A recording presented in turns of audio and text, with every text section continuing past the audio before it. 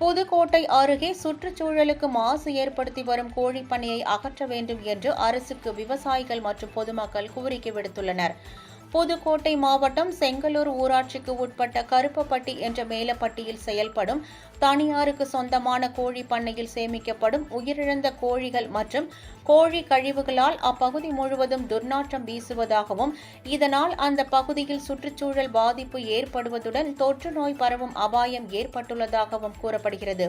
மேலும் திறந்த வெளியில் கொட்டப்படும் கழிவுகளை உண்ணும் நாய்கள் இறைச்சி கிடைக்காத போது கால்நடைகளை கடிப்பதால் உயிரிழப்புகள் ஏற்படுவதாகவும் பொதுமக்கள் குற்றம் சாட்டுகின்றனர். மேலும் சம்பந்தப்பட்ட கோழி பண்ணையில் குழந்தை தொழிலாளர்களை பணியில் ஈடுபடுத்துவதாகவும் கிராம மக்கள் புகார் தெரிவிக்கின்றனர்.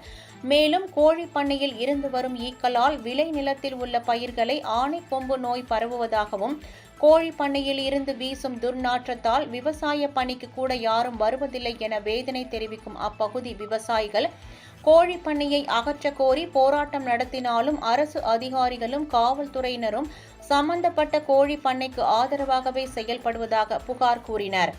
எனவே இந்த பிரச்சினையில் தமிழ்நாடு அரசு தலையிட்டு சம்பந்தப்பட்ட கோழிப்பண்ணை உரிமையாளர் மீது நடவடிக்கை எடுப்பதுடன் அப்பகுதியிலிருந்து கோழிப்பண்ணையை அகற்ற வேண்டும் எனவும், தவறினால் கிராம மக்களை ஒன்று திரட்டி சாலை மறியல் உள்ளிட்ட போராட்டங்களில் ஈடுபட போவதாகவும் விவசாயிகள் மற்றும் பொதுமக்கள் எச்சரிக்கை விடுத்துள்ளனர். இதனிடையே இந்த பிரச்சினை குறித்து நேற்று சட்டப்பேரவையில் மார்க்சிஸ்ட் கம்யூனிஸ்ட் கட்சி உறுப்பினர் சின்னத்துரை பேசியது குறிப்பிடத்தக்கது. புதுக்கோட்டை மாவட்டம் குளத்தூர் தாலுகா குணண்டார்கோயில் ஒன்றியம் செங்கலூர் பஞ்சாயத்தில் கண்ணமடாம்பட்டி மேலப்பட்டி அருகாமையில் உள்ள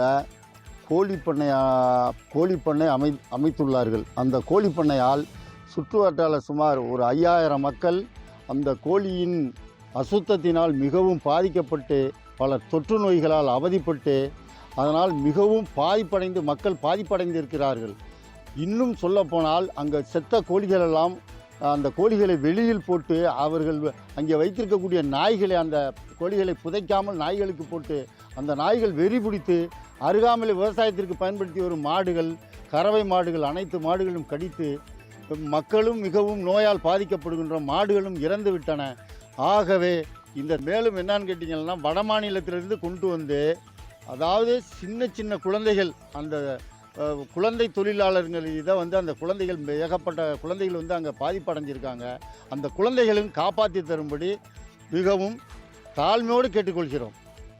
கிலோமீட்டருக்குள்ளே பள்ளிக்கூடம் இருக்குது. குழந்தைங்கள்லேருந்து 10th வரைக்கும் ஸ்கூல் இருக்குது. எல்லாம் கவர்மெண்ட் ஸ்கூல் தான். அந்த ஸ்கூலில் படிக்கிற பிள்ளைங்க முதற்கொண்டு வீட்டில் சொல்கிறாங்க, சாப்பாட்டிலலாம் ஈ மொக்கிது, எங்களால் மழை காலங்களில் ஸ்கூல்லே இருக்க முடியல அப்படின்னு சொல்லி ரொம்ப சொல்கிறாங்க. அந்த குழந்தைங்களாம் வச்சுட்டு நாங்கள் என்ன பண்ணுறது? எங்கள் ஊரை விட்டுட்டு இந்த கோழி பண்ணிக்கிறாங்க, நாங்கள் வேறு ஊருக்கு போக முடியுமா?